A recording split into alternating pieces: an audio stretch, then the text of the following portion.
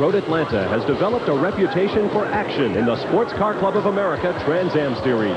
Last year, leader Dorsey Schrader spun out in a 6-car melee, but came back to win the race and the championship. This year's top gun is Tom Kendall, coming off 2 straight victories. Ford, Chevy, and Olds have brought out their best. It's the silver anniversary season for Trans Am, but everyone is going for gold in Georgia.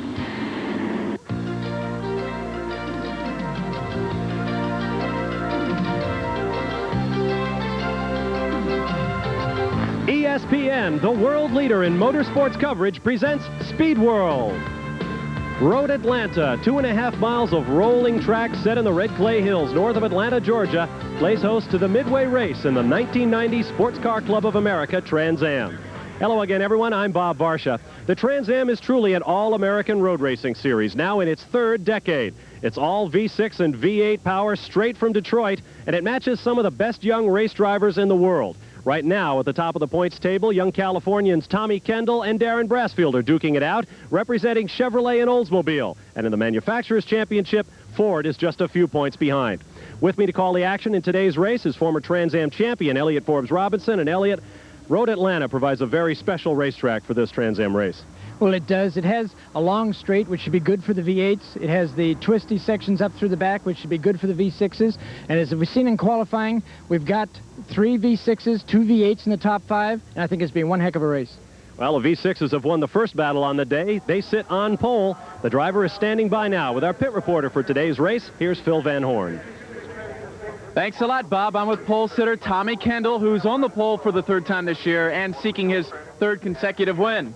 Well, Tommy, your thoughts as you run down into that first turn and have the field behind you as the car to beat? Well, obviously, we just want to get through turn 1 safely. That hasn't happened every time so far this year, but Road Atlanta is a pretty safe circuit. And assuming we get through the first half of the first lap, my next concern becomes the back straightaway, because we're giving quite a bit away top speed-wise to the V8 cars. Obviously, we're getting around the track quick enough, but that part of the circuit, if we don't have a little bit of a lead built up, we might slip a few spots. And so your pole sitter Tommy Kendall has pointed out 2 potential trouble spots, turn 1 and the backstretch here at Road Atlanta. 2.52 miles around, 12 potentially troublesome turns. Let's get a closer analysis now with Elliott Forbes Robinson and a look out the front window of the Budweiser Oldsmobile of Paul Gentilozzi. Elliott? Well, Bob, the Atlanta track is a very difficult track, and in the Trans Am car, you come down the front straight here, you'll be doing about 150 miles an hour, down to 4th gear from 5th, up the hill, which is very important to carry speed up this hill to get a good lap time. Now you come to one of the slowest corners on the racetrack coming up to turn 3. It'll be about 50-55 miles an hour. And down into the left-hander, which leads you into the S's, a blind over the crest of a hill into a right-hander. And then up into turn 5. Turn 5 is a place that's very easy to overheat the tires on a hot day like we've got today. And you're going to have to be very careful not to spin them coming up this hill, which leads you onto this little short chute where you'll end up doing about 150 miles an hour. Come into turn 6, which is a high-speed right-hander, into the slowest corner on the course where you'll end up doing about 45 miles an hour. But you have to get out of this course as quickly as you can because of the fact that this is leading onto the main straight where it's very important to get as high a speed as you can. You'll crest the hill on the back straight, probably around 150 miles an hour, but by the bottom of the hill, be doing it close to 170 miles an hour. And that'll lead you into the braking area for under the bridge, which is one of the more difficult corners because it's very important, but is completely blind as you enter this corner, and the car gets a little bit light cresting the hill. This sends you down into turn 12, the last corner on the racetrack. It's always exciting at Road Atlanta, and as Elliott pointed out, it is a very warm day between 75, well, make that between 85 and 90 degrees. It's going to be hard on the drivers. And our number 2 man in points coming in, Darrin, has another physical problem. Here's Phil Van Horn with more. Darrin, word that you sprained your ankle, is that right? Yeah, I was stepping down off the podium for the Fast 5 ceremony. I stepped on the back of Chris Neifel's foot, and it was off the top stand, and I seemed to twist my throttle foot. So it's swelling up right now, but hopefully it won't get to where I can't use it in a race. It is the most used foot, which I'm a little nervous of. But get a wrap? I didn't get anything done to it. The race is the show must go on, as they say. And I'm just going to try to do the whole race. I feel it swelling up now inside my shoe because my shoe is getting tighter now, so just hopefully I can finish the whole race. And so Darrin Brassfield not only has to deal with the heat here today at Road Atlanta, he's also got a sore foot and a very competitive field. ESPN Speed World coverage of the Olivetti Trans Am at Road Atlanta is brought to you by the new generation of Oldsmobile. Step into the future now at your Oldsmobile dealer. And by Mobil. Mobil 1 synthetic motor oil. Isn't your car worth the extra protection? Engines have fired on our field of 32. They're beginning their pace laps. We'll take a quick time out and come back to introduce them to you and turn them loose in the Olivetti Trans Am at Road Atlanta. Stay with us.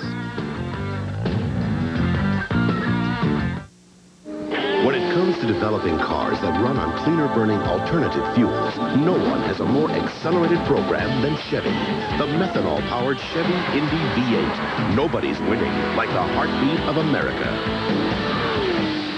There's a big difference between the BMW M3 and the Chevy Beretta GTZ.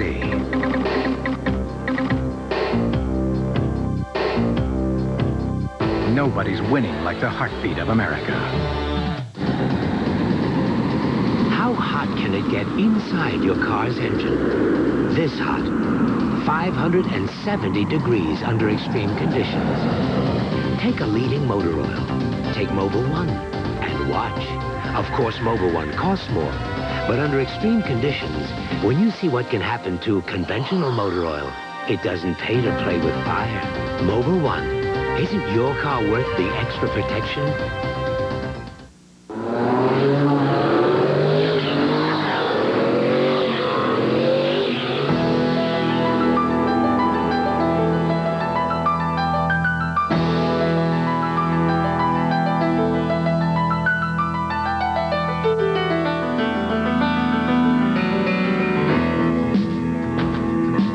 SCCA Pro Racing, taking you on the ultimate road trip.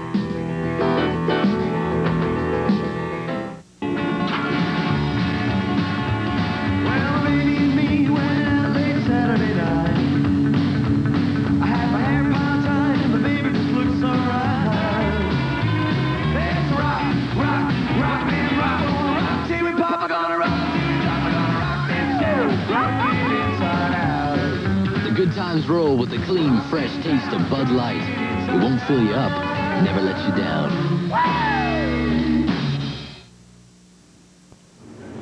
Welcome back to Road Atlanta, where the warm-ups continue, and we anticipate a green flag next time by for round 8 of 16 of the 1990 Sports Car Club of America Trans Am season. Bob Varsha, Elliott Forbes Robinson with you. Phil Van Horn's in the pit lane, and you're looking out the window of Paul Gentilosi's Oldsmobile. Gentilosi's starting in the number 8 position for today's race.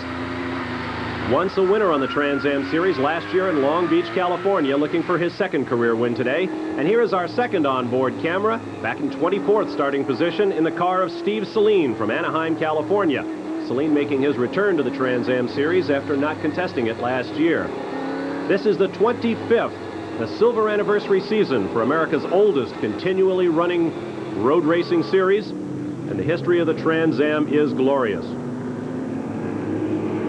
This is in the Turn 5 area, the uphill stretch. This is on the back stretch, where the cars will touch 175 miles an hour. Here's the way they'll line up for today's event.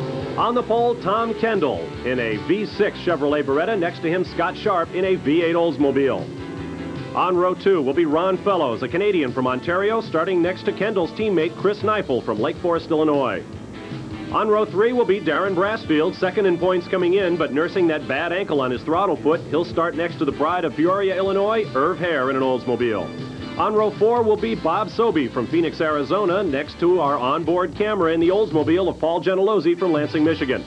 On row 5 will be Robert Lapalainen of Finland, winner of the first race of the year in Phoenix, Arizona, next to Jack Baldwin.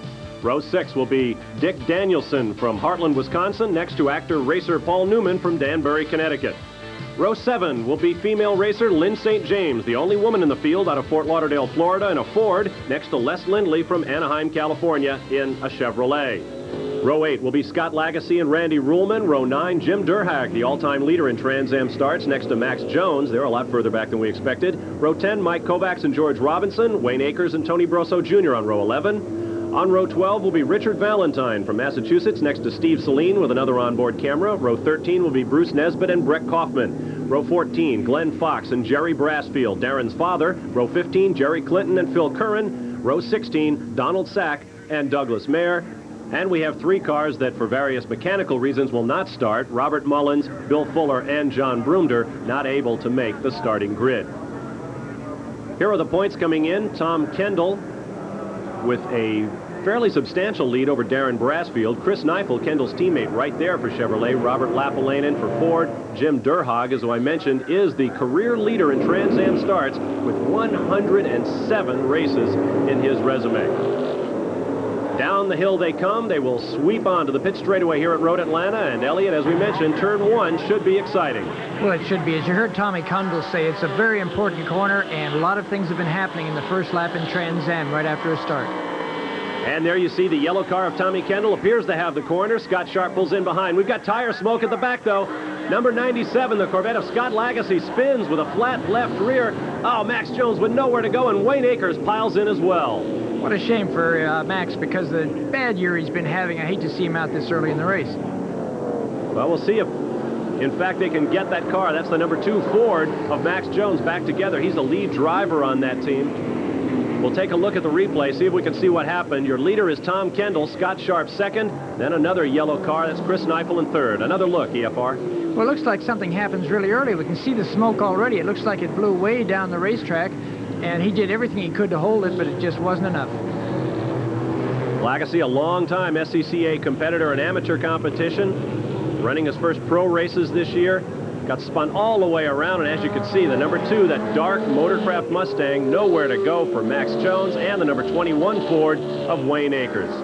We'll total the damages in the pits. Meanwhile, the race will continue up front. The cars are on the backstretch. There's Kendall with about a car-length lead over Scott Sharp. That you saw Scott Sharp trying to make a move on, and that's because the V8 was so quick down the straight. He's right on Tommy now.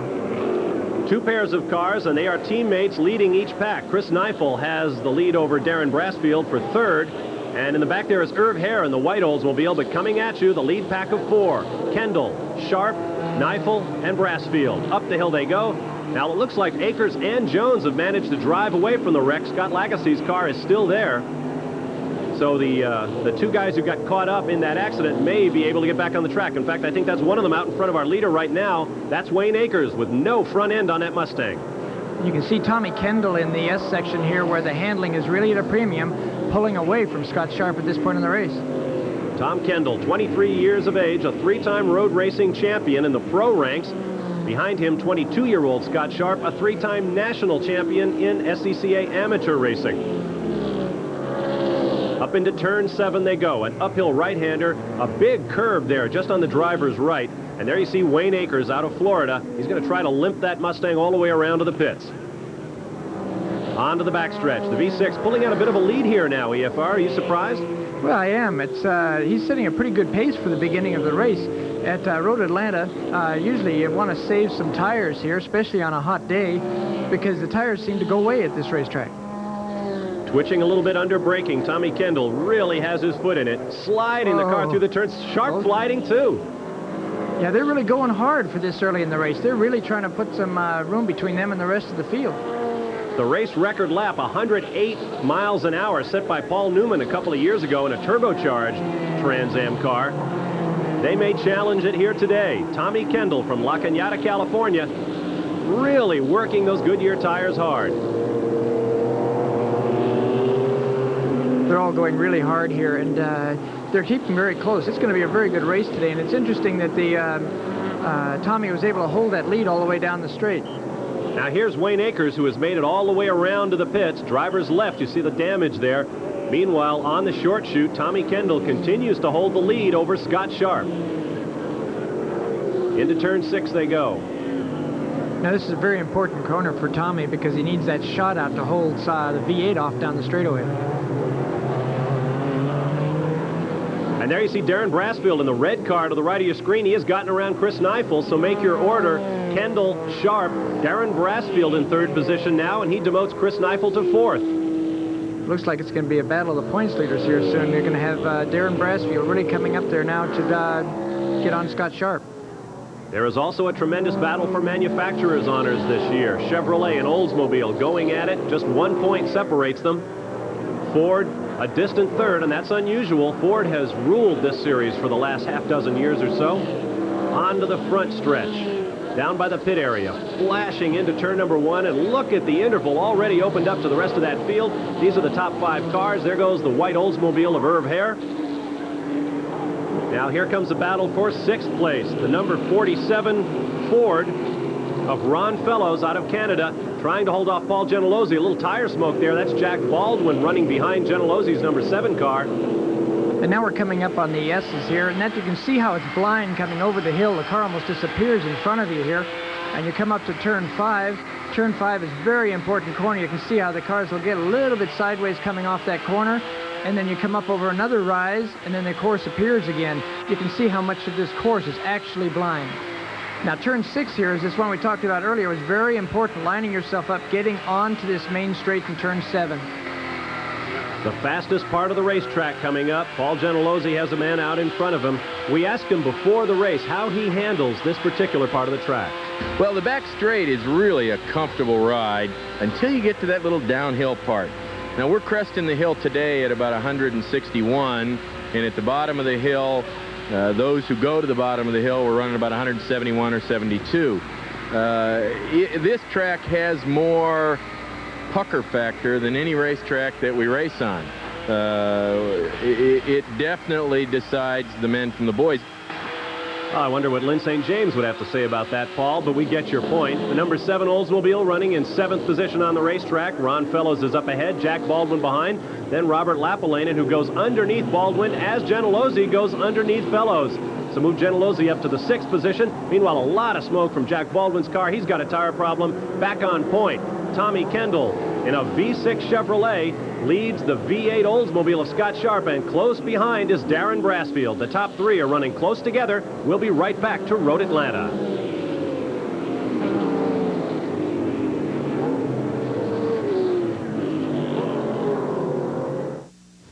At the law offices of Paul C. Parker, you pay $120 to start Chapter 13 protection. In workers' comp and auto accident cases, you want a cash settlement. Call 378-0600 for debt relief and settlement protection.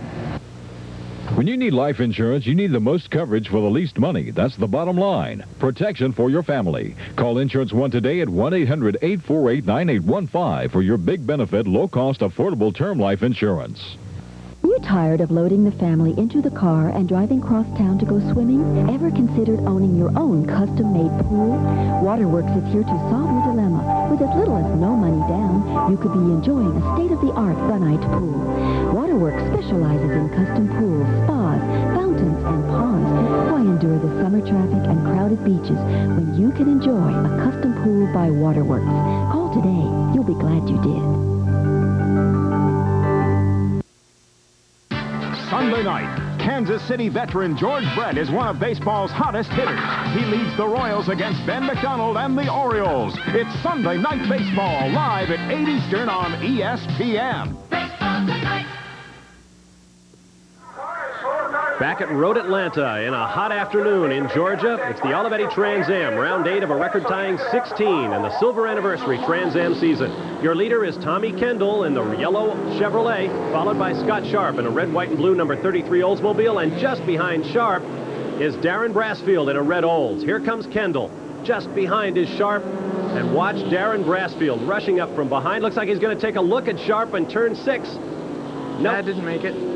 Not there. Keep in mind, Brassfield is driving with a very sore right ankle. Now he's going to try him in 7, and he makes the pass. Yeah, that's at 6. If you get that shot off 6, and you can outbrake somebody into 7, because it makes it very, very tough for somebody to hold the line from the outside. Looks like Scott's going to try back at Darrin now with the V8. It's a V6 Oldsmobile in Brassfield's car, a V8 in Sharp's car, so he should theoretically have the ponies on the backstretch. Now we'll see who has the most brakes at the end of the straightaway, because this is going to be very important braking for the bridge, and it looks like it's going to be a lighter V6 for the brakes. Now the V6 cars also have a weight brake. They're about 200 pounds lighter than the V8 cars, which have more horsepower, obviously. Over 600 horsepower in some of these cars. Brassfield gets a little sideways. Chris Neifel coming into the back of your screen. It's Kendall, Brassfield, Sharp, Neifel, and Irv Hare running in the 5th spot. Now, Brassfield should be able to pull out some on this S's and through the back section with the V6 car over the V8. And the way he's been working, obviously, to come up and catch the other people, his car must be working very well at this point. Bob Barsha and Elliot Forbes Robinson with you from Road Atlanta. I'm wondering, is he left foot braking, Elliot, or is he using that damaged right ankle to do all this heavy stopping? Well, I don't know. If he's a normal right foot braker, I think it's very hard to change right in the middle of a weekend. And I would say that he's continuing in the normal way and just hoping it isn't going to bother him. Now, they have pulled out on Scott Sharp, you can see from where they were so close. As a matter of fact, he's pulled in on Tommy Kendall. Darrin is really flying at the moment. Twice a winner in this season. Darrin Brassfield won at Sears Point earlier this year, then picked up another victory at Portland 3 races ago. But the man with momentum right now is your leader, Tommy Kendall. He won the last 2 races coming in at Cleveland and Des Moines, looking for his 3rd straight win. The record is 8 straight, set by the late Mark Donohue back in 1968 when he swept 10 of the 12 races run that year. Those are still the records. But Darrin Brassfield was very quick on the normal road courses earlier in the year. Had some trouble with the street tracks, but here he is running very strong at a road course again, and that's where his wins came earlier this year. So he has a really good chance of winning this one. Up the hill they go. All of the cars sliding noticeably, and that's got to be hard on tires. Down in the pit lane, Phil Van Horn now has caught up with Wayne Akers, who was a part of that first corner accident. Wayne, let's first off sum up what happened down there in turn 1. Describe it for us, please. Well, Legacy got sideways going up the hill, and Max tried to go around the right side of him. I was right behind Max, and next thing I know, Legacy backed right into Max. Max stopped, and that ran me right into Max. Take a look at the car. Can you get it back out again? No, it's done for the day. Tough break for Wayne Akers from Lake Worth, Florida. Meanwhile, Max Jones has gone in and out of the pits. He is back out there with a repaired front end, but he's a couple of laps down. Brassfield to the inside at turn 7, and he passes Tommy Kendall for the lead. Darrin must be working really good in 6 and 7. Same place he passed Scott Sharp, so it really must be working in that point. And look how quickly he opens up a lead. He's opened up a big lead, and here comes Scott Sharp with that V8 power down the straightaway, driving by Tommy Kendall. I wonder if Kendall's got a problem with that V6 Chevy, or if he's just letting these guys go by. Yeah, it's hard to tell. You know, he's dropping back, and he's kind of hanging with him a little bit, but you don't know if he's just trying to save his tires. Maybe he's just used them too hard at the beginning of the race, and maybe the other guys just aren't worrying about theirs and are just going as fast as they can. Well, Brassfield is flying. He has just reset fast lap of the race, and it's a record 108.549 miles an hour. Compare that with the qualifying speed of Tommy Kendall, 110.47, so they're running very close to qualifying pace. That seems awfully fast for on a hot day. Road Atlanta is very tough on the tires. It seems to me they just generate too much heat, and the tires and the cars slow down here soon. Keep in mind that these drivers must designate the tires they will use in the race. In fact, they have to qualify on them, which makes qualifying sessions pretty interesting here on the Trans Am Trail. You have to choose your tires 2 hours before qualifying, and if you're caught switching, you drop to the back of the pack, you lose any points, you might lose your qualifying position if it's before the race, and you'll lose your money. Yeah, Scott took a gamble at the last race at Des Moines on tires, and it hurt him some, and I think that this weekend that everybody's going to just have to go out and make the tires work, and they're on the same stuff. Well, I speculated that Kendall might have a problem. He's holding a real steady 3rd right now as the top 3 continue to pull away, and Wayne Akers heads for the garage. We'll be right back to Road Atlanta. Can you describe the experience of driving your new Eagle Talon in 10 seconds? I could, but I'd rather show you in 6.3.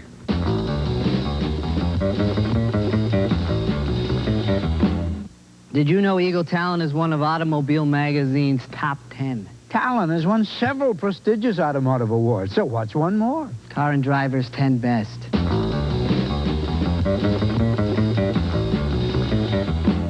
We put our Firestone Firehawk GTX to the test, and won. The H-rated Firestone Firehawk GTX all-season performance radio, head-to-head against Goodyear, Goodrich, and General. It beat them all. Firestone, tires that meet the test. I'm beat. So's the competition. The Firestone Firehawk GTX, backed by a 40,000-mile limited tread wear warranty. See it at your Firestone retailer today. Back at Road Atlanta, where Darrin Brassfield continues to lead in the red Oldsmobile to the left of your screen. He is followed by Scott Sharp and Tom Kendall as the top three cars run nose to tail. Meanwhile, the battle for ninth place, Jack Baldwin from Marietta, Georgia, comes under fire from Bob Sobey, and 8 tucks back behind. Behind them comes Paul Newman in that red, white, and blue Oldsmobile. And just behind him was Dick Danielson from Heartland, Wisconsin.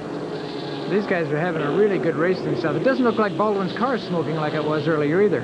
Jack Baldwin was heaving up blue tire smoke at every corner. I might have seen a little bit there from the driver's right rear. Let's watch if we can get a closer look at this green Skull Bandit Camaro. He looked like he was getting a little bit more tire smoke. Anyway, the 55 Sobey looks underneath in turn 1. Yeah, there's definitely a problem at the right rear for Baldwin. Yeah, he just has that tire rubbing. Either the fender's going to wear out of the tire soon.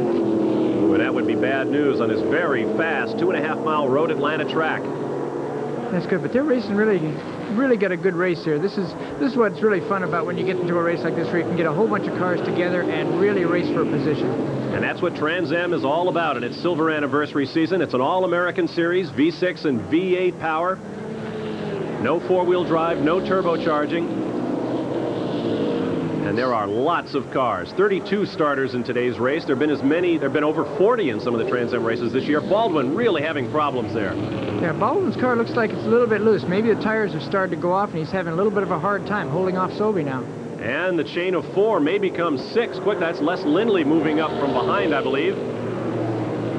Jack Baldwin. He is technically a rookie in the series this year, but he has plenty of road racing experience. He's a former champion in the International Motorsports Association Series.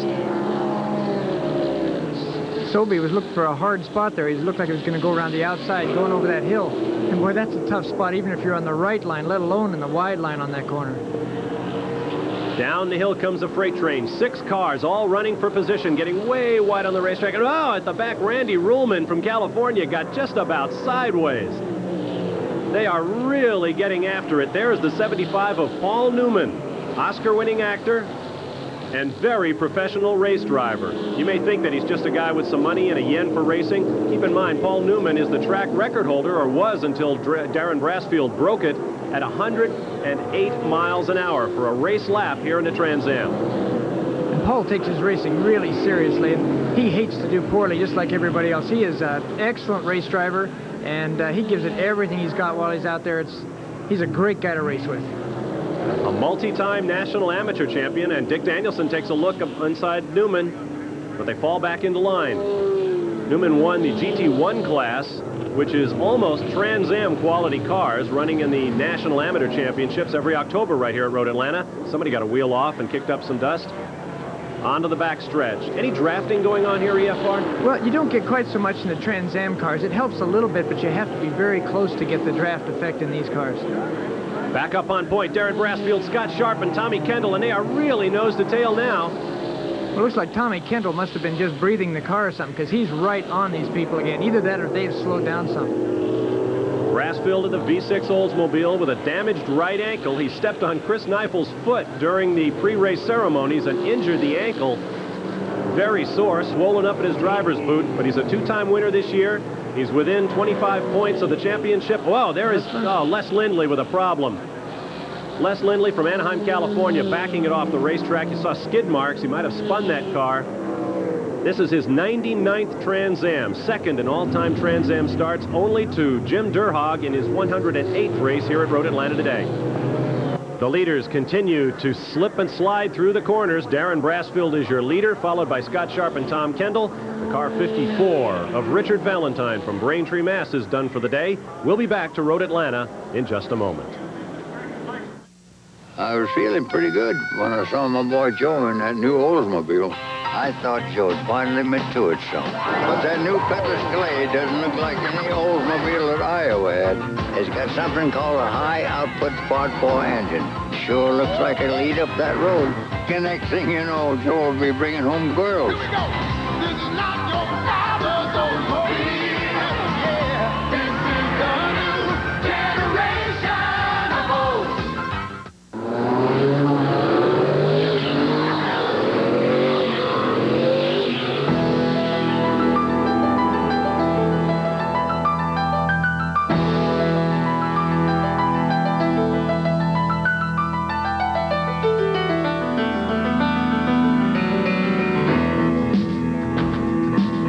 SCCA Pro Racing, taking you on the ultimate road trip. Live, top-ranked boxing on ESPN. The place where fighters have stepped into the ring as unknown, made the right connection, and emerged as champions. You gotta knock them off the win system, all right?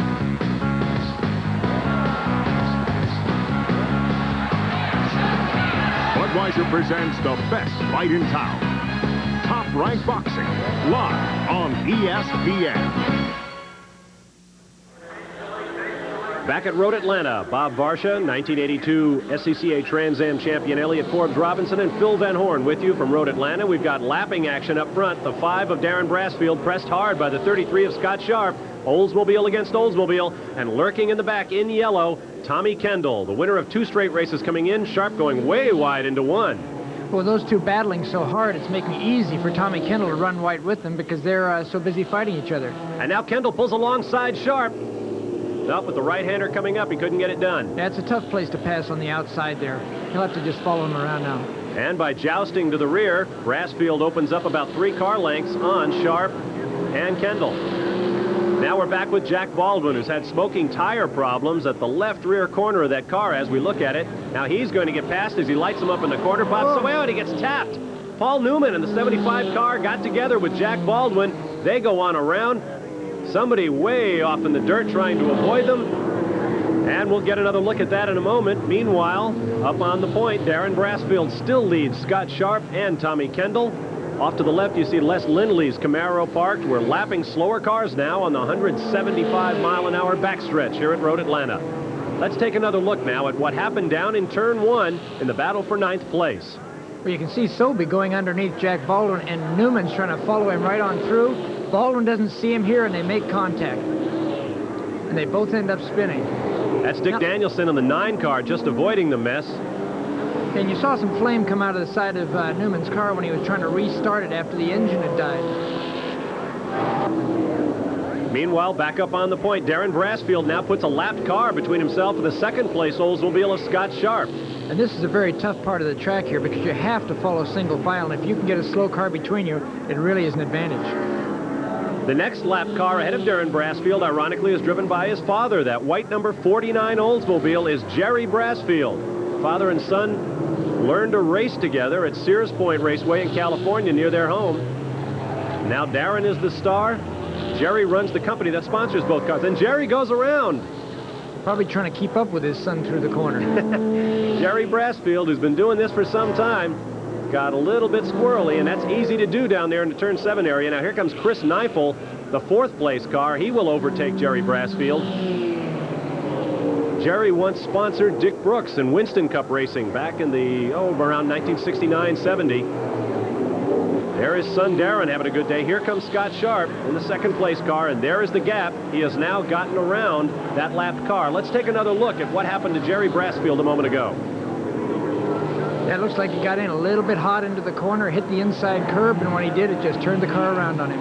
And that's the 2nd place car of Scott Sharp coming through behind him, so that could have been a really awkward moment. It looked like he didn't hold up anybody, but when we see the race now, it looks like everybody's stretched out quite a bit. Except Scott's come right back on Darrin Brassfield again. Yep, just a fraction of a lap for Scott Sharp in the number 33 red, white, and blue Oldsmobile, fielded by his father, Bob Sharp, a longtime SCCA champion, and by Paul Newman. It's the Newman Sharp Racing Team, and Brassfield puts 2 wheels off. That's giving Scott a shot at getting him. He might be able to get him under braking going into Turn 6 now. And the young champion goes underneath and takes the position. So we have a new leader. Now here comes Darrin Brassfield back. Let's see if he tries in 7, and he does. That's where Darrin's been fast all day, is going into Turn 7. And some more fender rubbing there. These guys are really letting into each other. These guys are racing really hard today. And so order has been restored once again up front. It is Darrin Brassfield over Scott Sharp. Tommy Kendall taking it all in from 3rd. We'll be right back to Road Atlanta.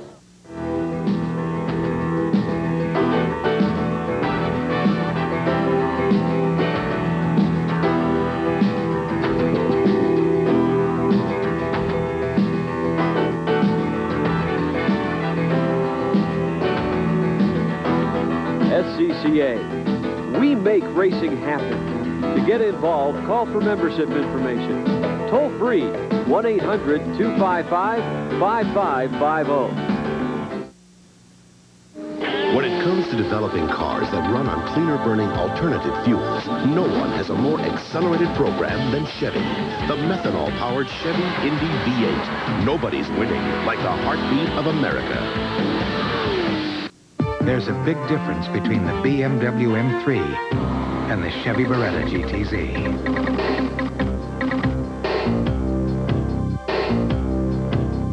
Nobody's winning like the heartbeat of America. This is a brand new $18,000 car. Put in a leading motor oil. This is an identical new car. Put in Mobil 1. Start them up and drive. Under extreme conditions, temperatures inside your engine can reach 570 degrees. Of course, Mobil 1 costs more, but then under extreme conditions, look at what can happen to conventional motor oil. Mobil 1. Isn't your car worth the extra protection?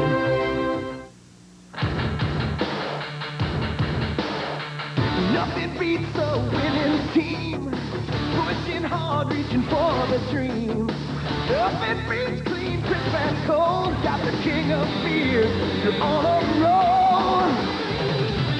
Nothing beats the Bud, Budweiser.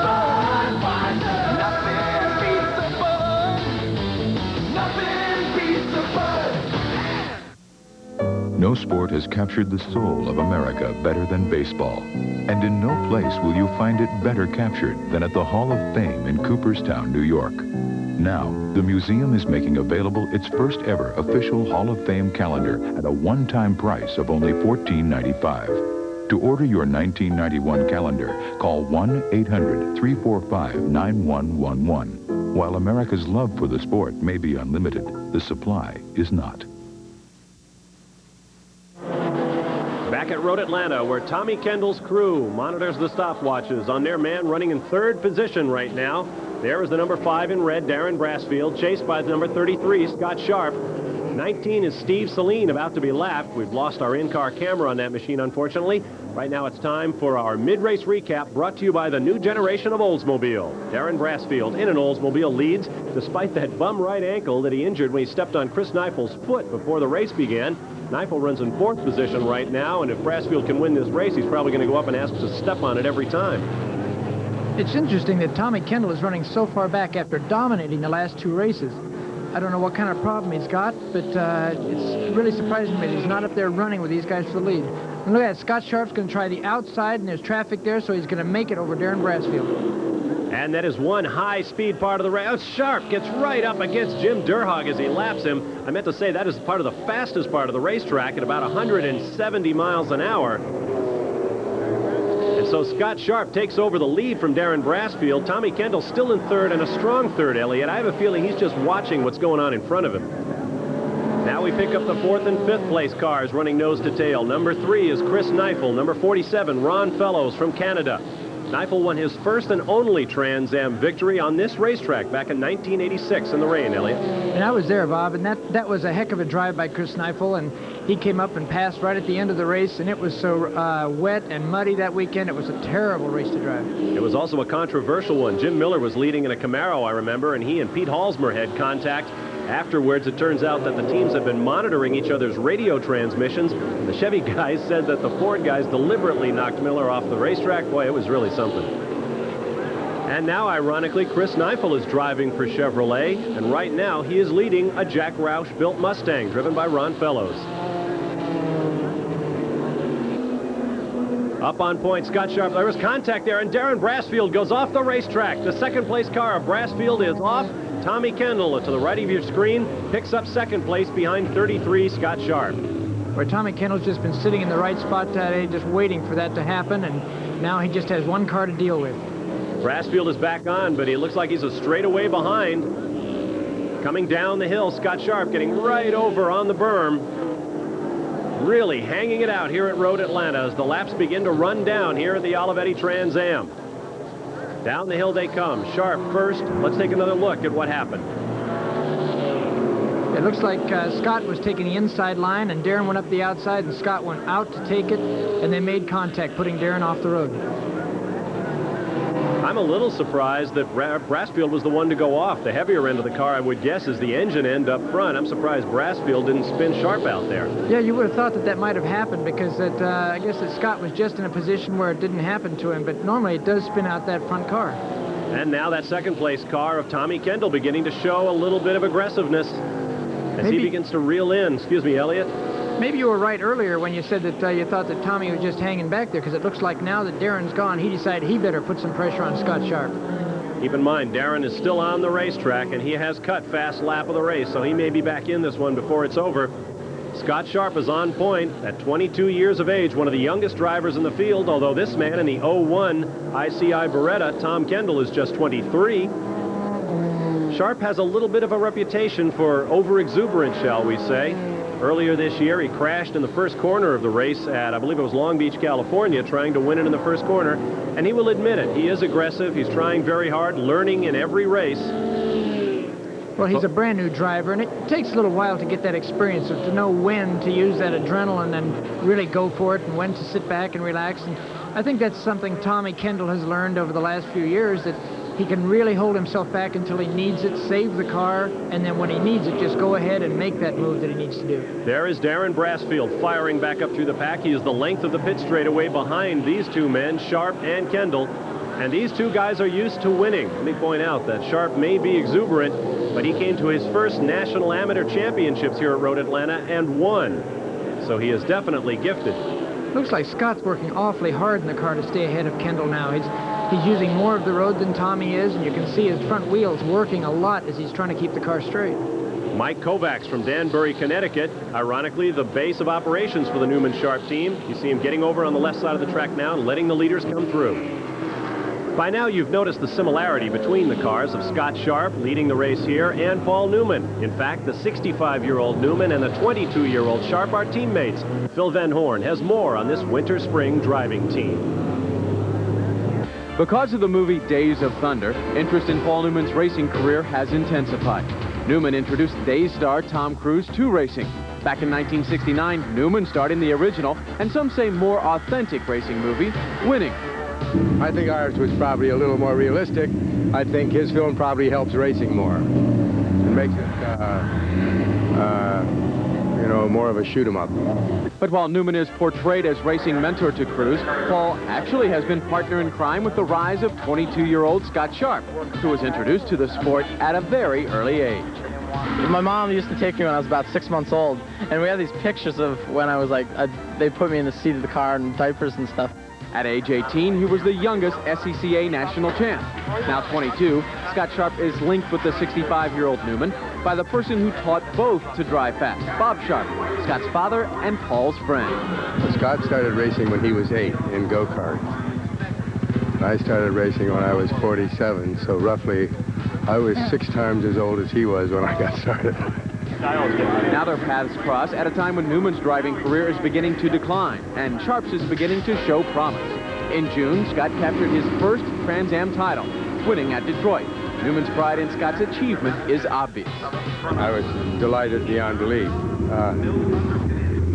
It was a surprising win for him, and I think he'll win some really tough ones. I think now more than anything I want to show everybody that it wasn't a fluke and I can back it up, and I thought we almost had it a couple weekends ago at Des Moines, but hopefully we'll maybe have it here. Well, Scott Sharp had it his way in Detroit earlier this year when he won his first professional Trans Am race. Right now he leads en route to perhaps his second career Trans Am victory. We'll find out when we return to Road Atlanta. It's Sharp over Kendall. We'll be right back.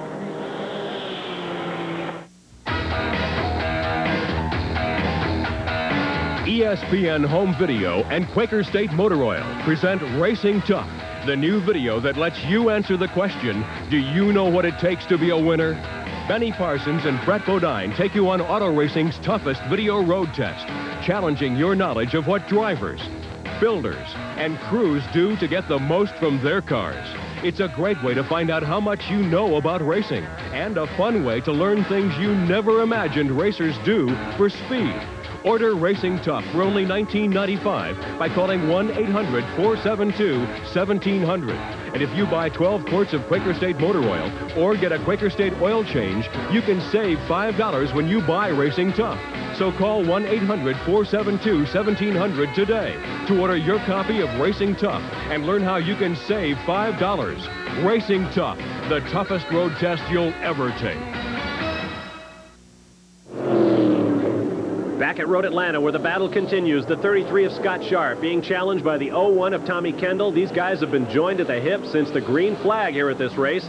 Kendall was your leader. He was passed by Darrin Brassfield and then Scott Sharp. Then Brassfield and Sharp had a battle. Brassfield flying off the racetrack. Now here comes Kendall for the lead once again. It looks like Tommy got a really good shot through turn 12 and gave him a good straight line speed down into 1. The lighter, less powerful V6 of Tom Kendall has taken over the lead from the heavier, more powerful V8 Oldsmobile of Scott Sharp. And it could be that tires are starting to be a problem for Scott Sharp this late in the race with the early fast pace that he kept up. Now slower traffic will bunch them up again through the turn 5 S's, and right up on the bumper of your leader Kendall is Scott Sharp. That's Jerry Clinton moving over in the number 89 machine to let the leaders through, but only just. Just enough room for Scott to get through to it. But they are having one heck of a race out here. This is really good racing. Now here is Darrin Brassfield, who, as I mentioned, went off the racetrack and got a full straightaway behind. He's lapping Lynn St. James in a Mustang there. Darrin Brassfield is flying back through this pack, lapping at about 108 mile an hour average. He'll have to thread the needle here down in turn 6. Well, it'll be interesting to see, because he also turned that fast pace at the beginning of the race, and see if he can catch up at all with the tires he's got left. Brassfield is running a V6 Oldsmobile, so he too runs at a little lighter weight than the man at the left of your screen, Scott Sharp. And now Tommy Kendall has opened up a big gap. He certainly has. It's interesting he pulled out such a big lap in a short time. This is the biggest lead we've seen all day, all of about 5 car lengths. And that's what we've come to expect from Trans Am racing in 1990. I mentioned that the cars are running at different weights depending on displacement. And as a result, the competition is very, very close. Less than a second separated the fastest 5 qualifiers for this race. And there is a look at the interval back to Darrin Brassfield. He is really coming on strong. He really is. It's amazing that he's able to make up from that spin, because it looked like he was off the track for quite a period of time. Now there is the lead for Tommy Kendall. He is definitely pulling away now from young Scott Sharp. You know, it's interesting that Scott Sharp, you know, being such a new driver, under the pressure it is to lead a professional race like this, is handling the pressure very well in his leading races, has won a race, and is doing such a almost flawless job in this race at Atlanta. He's definitely got a championship ahead of him. Slower traffic now being worked by your leaders. A slower car between Tom Kendall and Scott Sharp. The order is Kendall, Sharp, and Brassfield, followed by Ron Fellows in 4th. Chris Neifel continues to fade. He is back to 6th now. Robert Lapalainen from Finland has moved up into 5th. Ooh, that's a tough place for Scott Sharp to go around the outside. That's such a fast place in the course, and it's blind when you come across, and sometimes those cars get a little wide on you there, and it is a really scary situation. Well, Scott is just not wasting any time going by people. Sharp proved earlier in the race that he's not afraid to make that turn at high speed. In fact, to pass people there, he did it at Darrin Brassfield to take the lead earlier in the race. And sliding around the outside of someone at 165 miles an hour is really a hard thing to do. You got to look there at Scott Lagasse's broken car. If you weren't with us earlier, Lagasse, the part of a first turn crash that damaged Max Jones's Ford. Jones is back in the race, but several laps down after a long pit stop. Wayne Akers was also involved. He and Lagasse are both out of the race. And there is Scott Sharp sliding downhill into that dip. That is a very steep downhill, by the way. TV really doesn't do it justice. And here comes the number 5 of Darrin Brassfield. He is really in it. Down into turn 6, your leader, Tom Kendall. Scott Sharp next, and he must know that coming up quickly from behind is Darrin Brassfield. We will take a quick time out. Here is Paul Gentilozzi. He, too, several laps down after a long pit stop for a broken shifter. It is Kendall, Sharp, and Brassfield. We'll be right back. So, this is an Eagle Talon. Come on, you've raced against Talon all year. Surely you've seen one before. Not from the front.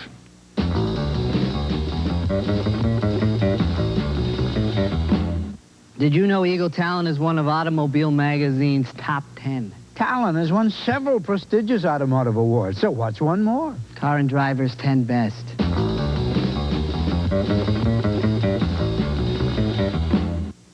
For 1990, some Oldsmobiles are new from the ground up. Others are new from the top down.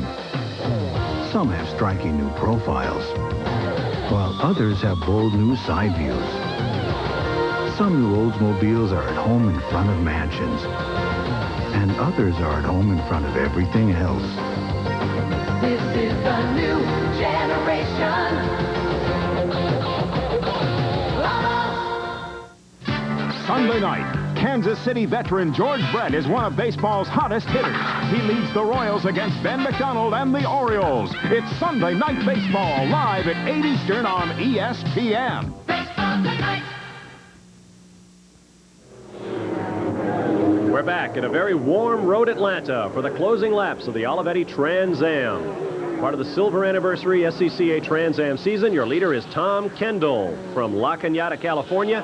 That's a lapped car, that white one behind him. And there comes the second place car, number 33, being driven by Scott Sharp. It looks like Darrin Brassfield was really closed in on Scott Sharp. Brassfield, who spun off the racetrack, you're right, Elliott, comes flying over the top of the hill. He has made up, I would guess, about a quarter of a mile on our leaders, and so he is really flying around this 2.5-mile racetrack. Well, we've seen how hard Scott Sharp and Tommy Kendall are going, so Darrin Brassfield must have been really flying back in the back. And he must have made exactly the right tire compound choice. As we mentioned, you need to declare it before you enter the race, or before you enter qualifying, that is, and then qualify on that same tire and use it to start the race. So Darrin Brassfield is either using his right down to the cords, or he really made the right choice. Scott Sharp, however, you see sliding around there. He is obviously running out of grip. You know, that may be the difference with the V8 and the V6 at this point, because the V8 with the heavier weight is going to use a little more tire, and that would allow Darrin Brassfield to catch up with Scott Sharp, and by the looks of it, going to catch him before the end of the race. And so our top three cars are once again running nose to tail. Kendall, followed by Sharp, followed by Brassfield. This one is a long way from over. Brassfield needs that position. He's trying to close a 23-point gap on Kendall.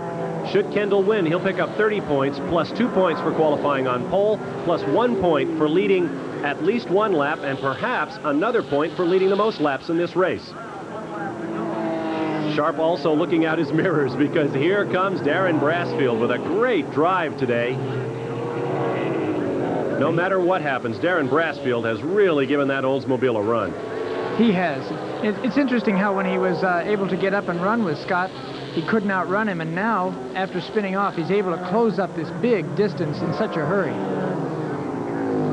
Tom Kendall continues to open up a few feet at a time, and the battle now is for second place, Sharp and Brassfield.